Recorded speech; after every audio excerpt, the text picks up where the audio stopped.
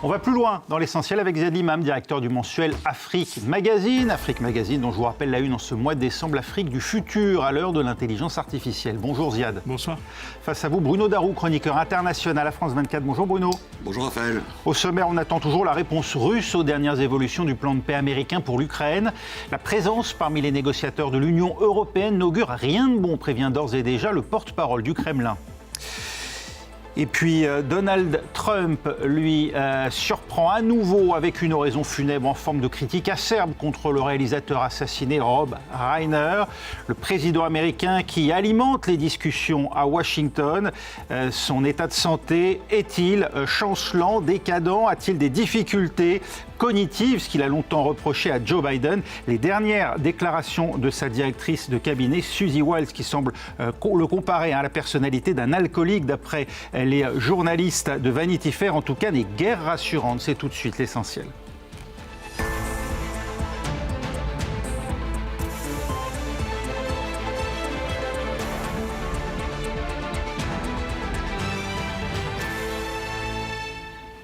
Le chemin vers une paix en Ukraine, toujours aussi long et sinueux, mais pour la première fois depuis des mois, les déclarations, du moins côté occidental, vont toutes dans le même sens. Un optimisme nouveau semble teinter les déclarations des différents dirigeants qui, à la suite de Donald Trump, disent voir enfin réunies les raisons d'espérer. Le point à l'issue des rencontres hier à Berlin avec Alexis Vallée pour France Télévisions. Poignée de main jusqu'aux embrassades avec l'Américain Steve Witkoff.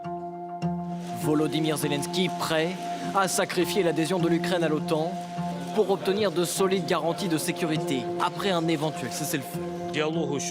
Nous avons fait des progrès dans ce domaine. J'ai vu les détails élaborés par les militaires. Ils ont l'air plutôt très bons, même si ce n'est qu'une première ébauche.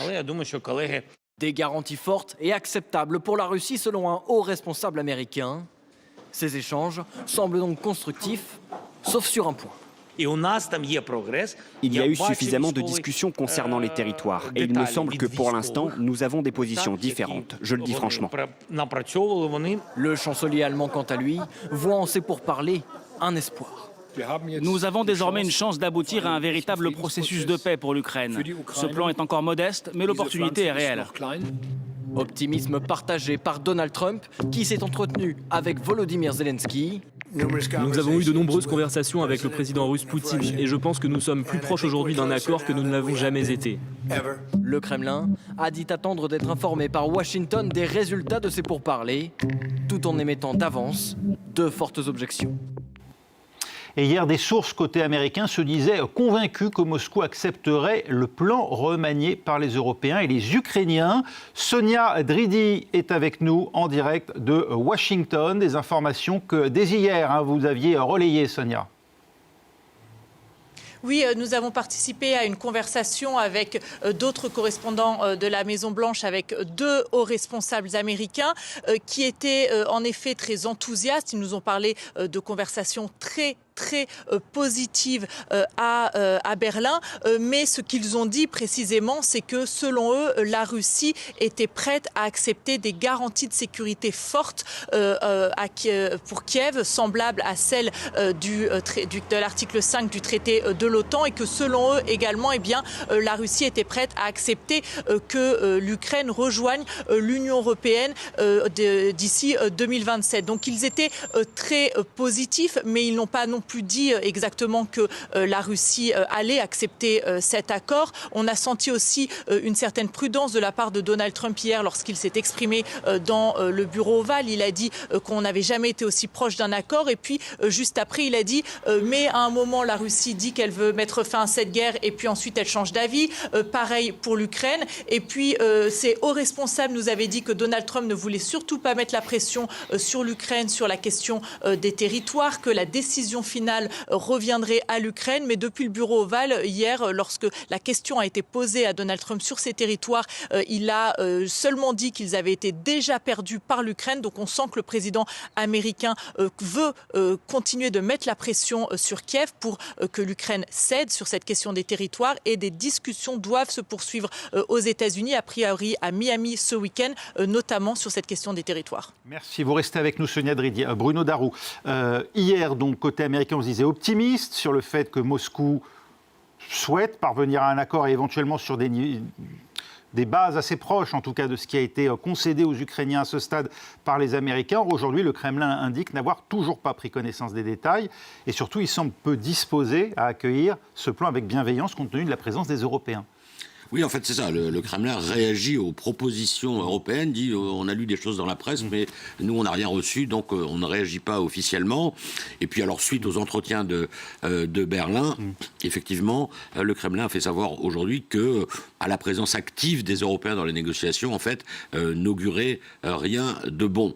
Mais ça ne veut pas dire, par ailleurs, que le plan américain, tel qu'il a été présenté, c'est un peu ça l'ambiguïté, en fait, ne conviendrait pas à Moscou. Mais en fait, on a l'impression qu'il parle du plan originel en 28 points.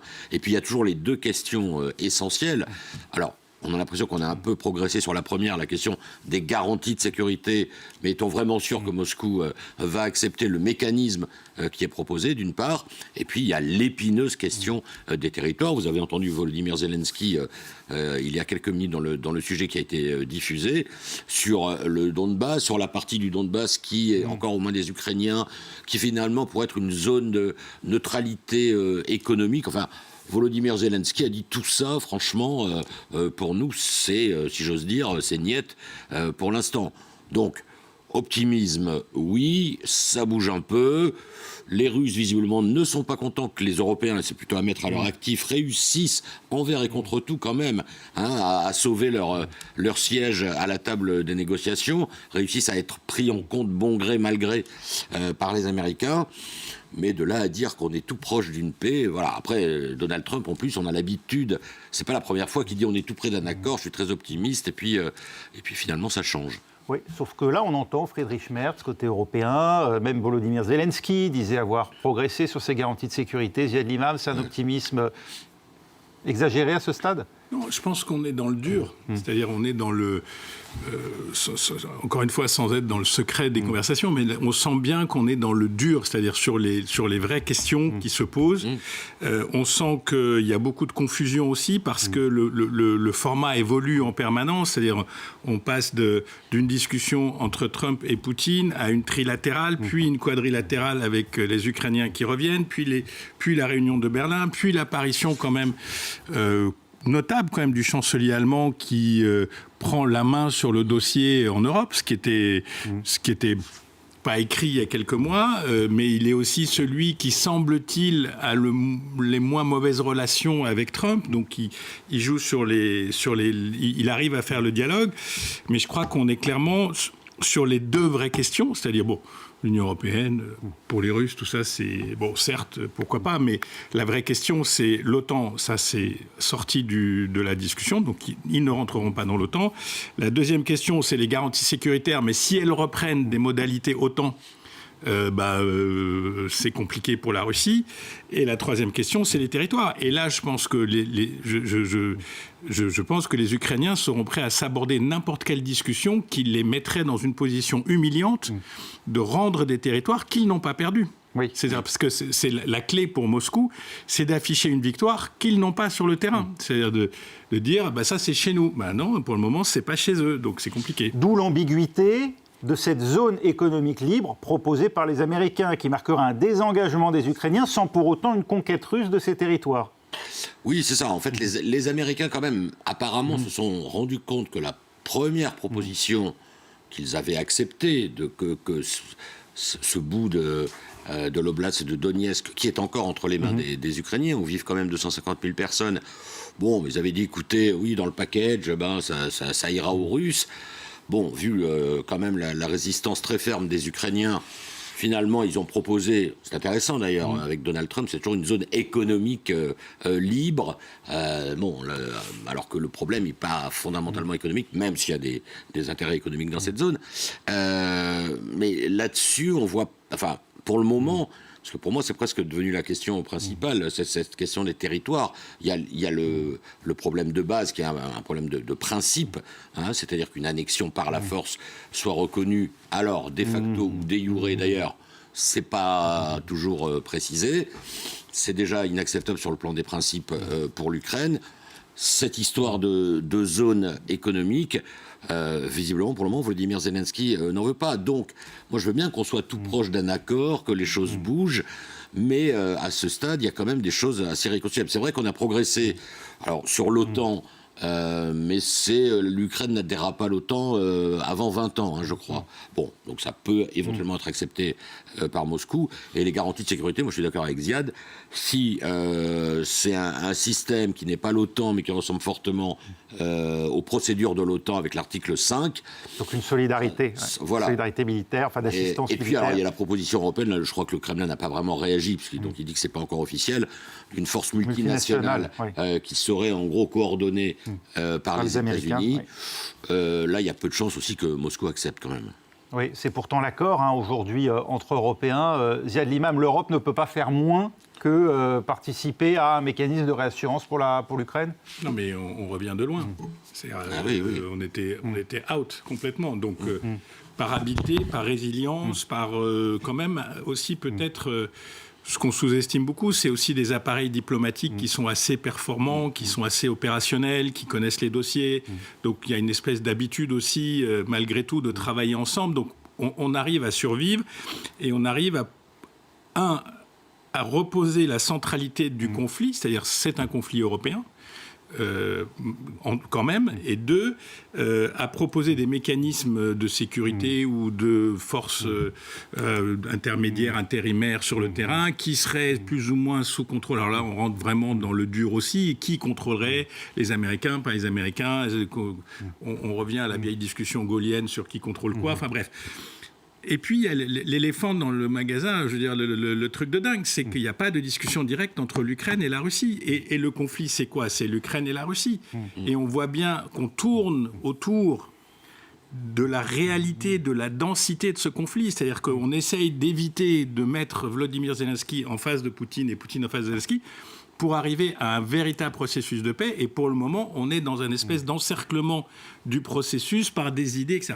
Et puis les Américains, je veux dire, cette zone économique, c'est clairement leur attitude depuis partout, au Congo, ailleurs. C'est-à-dire, bon, nous, on va vous aider à faire la paix, mais derrière, il faut que nous, les minéraux, le business, avec la Russie, avec l'Ukraine, avec le sous-sol de l'Ukraine.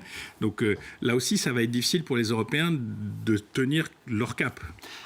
Sonia Dridi qui est avec nous depuis Washington. On évoquera dans un instant le cas particulier de Donald Trump lui-même, mais concernant l'état des négociations aujourd'hui et notamment d'une éventuelle future présence américaine, les Européens appellent de leur vœu que les États-Unis, à tout le moins, dirigent ce mécanisme de surveillance et de vérification d'un éventuel cessez-le-feu. Y sont-ils prêts ? Avec quels moyens humains ?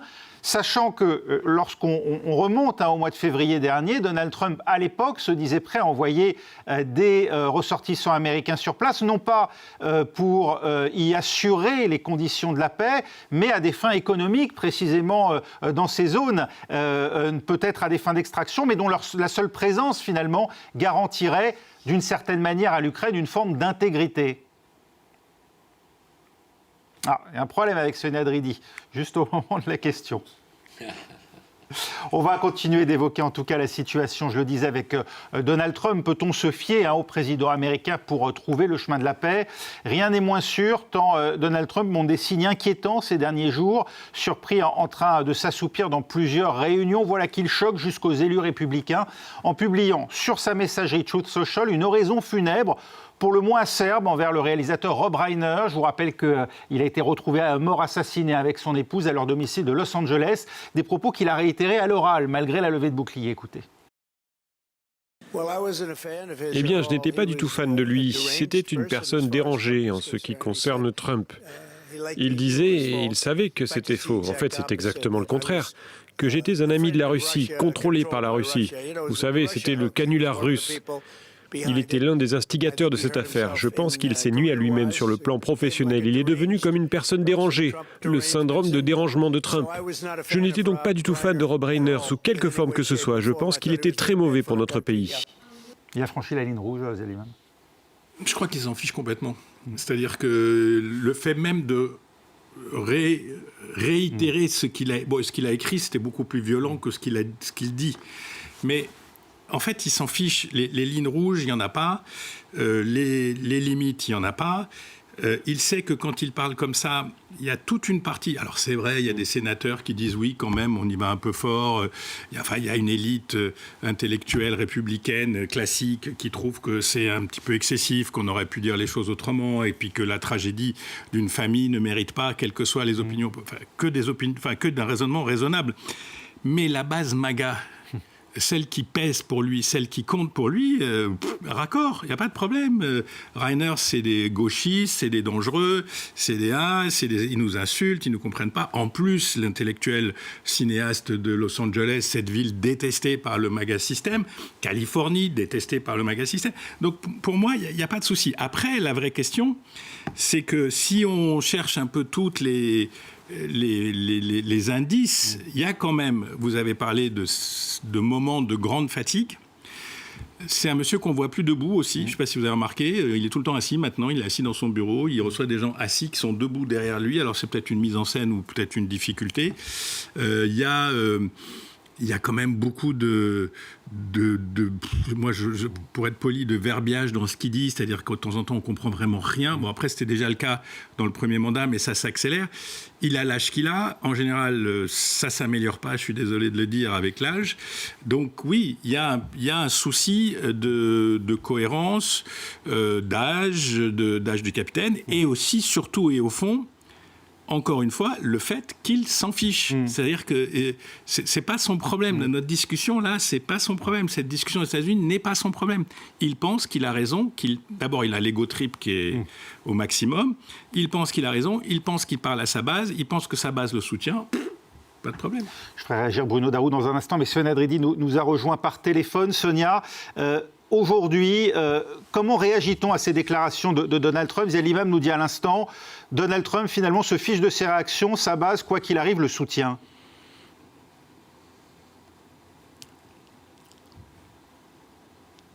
Sonia Dridi, avec nous. Toujours pas avec nous. Bruno Darroux, frappé de sénilité, Donald Trump, lui qui a tant moqué l'âge du capitaine sous Joe Biden. Écoutez, on peut avoir des doutes. Après, les bulletins jusque-là, les bulletins médicaux publiés par les médecins de la Maison-Blanche montrent qu'apparemment, il n'a pas de déficience cognitive. Alors après, effectivement, on peut noter des signes d'essoufflement, etc. Moi, je ne sais pas si c'est l'effet du vieillissement ou l'impact de l'ego trip, comme disait Ziad, c'est-à-dire que il est de plus en plus narcissique, parce que sa réaction quand même sur Rob Reiner est hallucinante. Oui. Je veux dire, apparemment... C'est moi. Il est frappé du syndrome de dérangement de Trump, d'une obsession contre Donald Trump. Oui, apparemment, ça n'a absolument rien à voir. C'est-à-dire que les circonstances du décès du couple, apparemment, c'est un règlement de compte familial. Oui. Si, l'enquête c'est la première piste, sur laquelle sont les enquêteurs. C'est un événement tragique à l'intérieur d'une famille. Donc, a priori, ça n'a rien à voir avec Donald Trump. Oui. Et alors, la réaction de Trump, c'est de dire...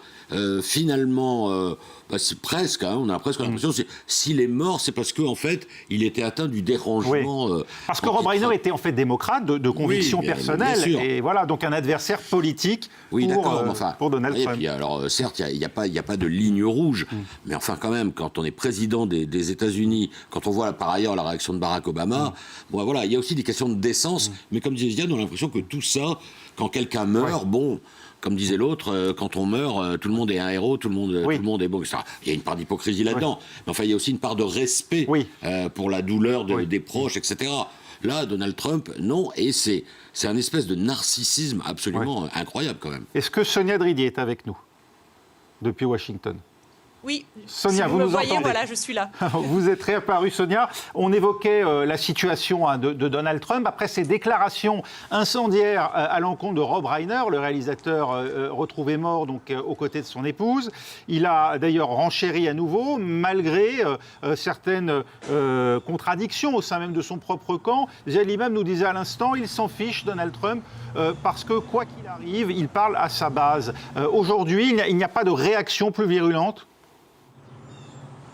Oui, alors oui, s'en fiche, mais c'est vrai que même du côté des conservateurs, il y a eu des réactions. Il y a eu notamment le réalisateur et militant de droite Robbie Starbuck qui a déclaré que ce qui était arrivé à Rob Reiner et à sa femme était une boucherie et qu'ils s'en fichaient de leur position politique. Il y a des élus républicains qui ont l'habitude, ils sont rares de critiquer Donald Trump, notamment Thomas Massie qui a déclaré que c'était des propos inappropriés et irrespectueux.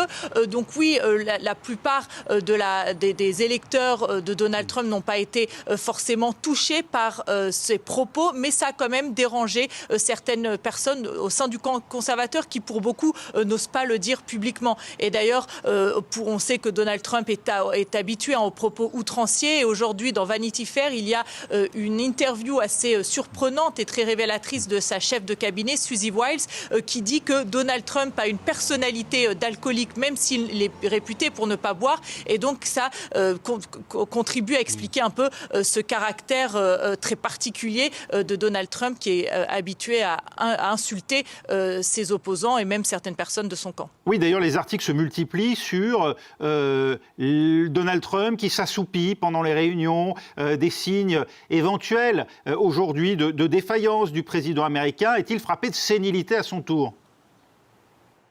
Oui, alors on en parle de plus en plus à Washington. C'est vrai, l'un de mes collègues, la dernière fois, qui était présent dans cette réunion de cabinet où il a vraiment vu Donald Trump s'assoupir, avoir du mal à garder les yeux ouverts. Et ça, on le voit de plus en plus, à plus en plus de reprises. On a aussi l'impression que parfois Donald Trump cache sa main sur laquelle il semble avoir des marques de pansement. Alors récemment, un journaliste a posé cette question à la porte-parole qui a une réponse assez étonnante en disant que Donald Trump passait beaucoup de temps à serrer la main des dirigeants étrangers. C'est ce qui expliquait cette marque sur sa main. Mais ça n'a pas convaincu beaucoup de monde. Donc en tout cas, il y a de plus en plus de questions qui se posent sur son état de santé près d'un an après la prise de pouvoir de Donald Trump.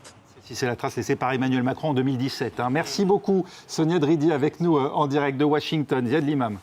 La difficulté, c'est qu'en fait, d'abord, on ne sait pas exactement s'il se déglingue ou pas. On sait qu'il est dangereux, qu'il est imprévisible. On arrive à des situations ubuesques quand même avec cette interview, enfin ce papier de Vanity Fair où sa chef de cabinet, qui est quand même supposée être the reasonable person in the room, comme ils disent, la personne raisonnable dans la pièce. Oui, puis décrite comme son âne d'année aussi, celle qui le fournit en idées. Oui, mais quand même, c'est la femme sérieuse, carrée, qui fait tourner la boutique, qui dit il fonctionne comme un alcoolique, Jill Evans, c'est un conspirateur, théorie du complot, que Elon Musk est complètement cintré sous kétamine. Enfin, je veux dire, c'est la chef de cabinet. Alors elle dit, j'ai pas dit ça, j'ai pas dit comme ça, mais quand même. Donc on voit bien quand même qu'il y a des fractures autour de Donald Trump qui rappellent les fractures qu'il y a eu dans le premier mandat, c'est-à-dire que le style Trump, le délire, l'excès, etc., ça finit par fracturer la machine qui est autour de lui, parce que les gens n'arrivent pas à le suivre, ou sont contredits, ou sont balayés, Et donc c'est très compliqué de gouverner la première puissance, je rappelle, nucléaire, militaire, économique du monde, comme ça. C'est déjà la fin de la discipline, Bruno Darroux, retour à la présidence brouillonne qu'on avait observée là dès le début du premier mandat. Peut-être pas, mais... peut-être pas, mais une présidence brouillonne, mais enfin, comme c'est une seconde présidence...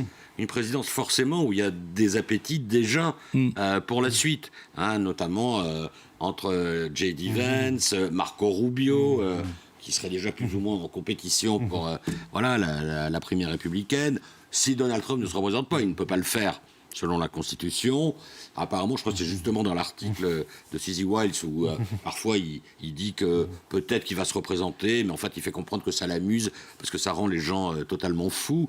Mais bon, enfin, a priori, il ne va pas se représenter. Donc, comme c'est son second mandat, il y a quand même ces luttes de pouvoir. L'interview, effectivement, de sa chef de cabinet, qui c'est un peu comme la secrétaire générale de l'Élysée ici, si vous voulez. Donc, c'est quelqu'un d'extrêmement important. Ah oui, au cœur du pouvoir. Susie Wiles, oui. C'est quand même bizarre, effectivement. Je suis d'accord avec Ziad, même si elle dit oui, je l'ai pas dit comme ça, etc. Mais enfin, bon. Elle n'a pas été désavouée d'ailleurs par Donald Trump. Non, Donald Trump lui a apporté son soutien. Oui. Peut-être qu'après tout, il trouve qu'avoir le fonctionnement d'un alcoolique sans être alcoolique, c'est en fait c'est pas mal. Une vertu. Et peut-être qu'il n'est pas contre les jugements qu'elle porte sur son entourage. Oui. Alors, c'est ça le truc, c'est qu'il n'y a pas de rationalité en fait. Parce que notamment si on revient un instant sur J.D. Vance et Marco Rubio, bon, Marco Rubio, elle le dit d'ailleurs, Suzy Wiles, Marco Rubio visiblement c'est par conviction qu'il a rejoint Trump, alors que J.D. Vance a été très critique. Donc en fait, elle dit tout ça quand même. Et puis en plus, apparemment, il est inspiré par les théories du complot.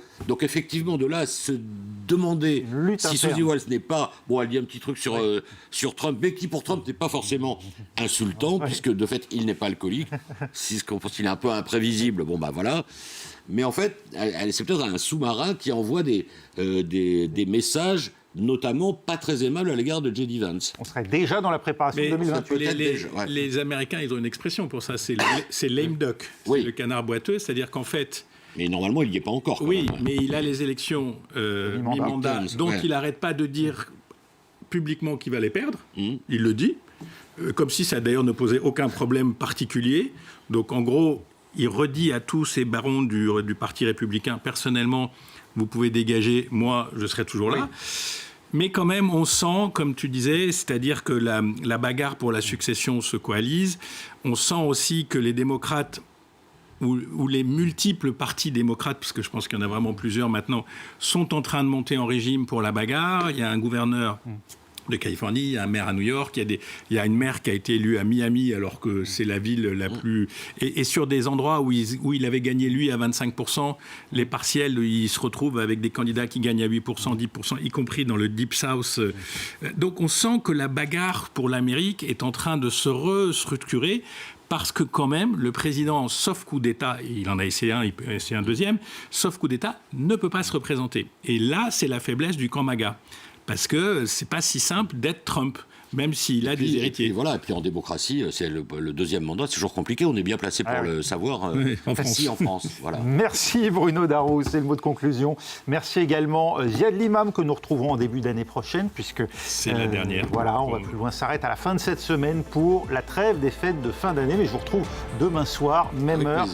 Bruno Darroux et nous, dans un instant pour la suite de l'essentiel, où on évoquera dans un instant notamment les 61 millions d'euros auxquels est condamné le Paris Saint-Germain, qu'il devra verser en tout cas à son ancien attaquant Kylian Mbappé.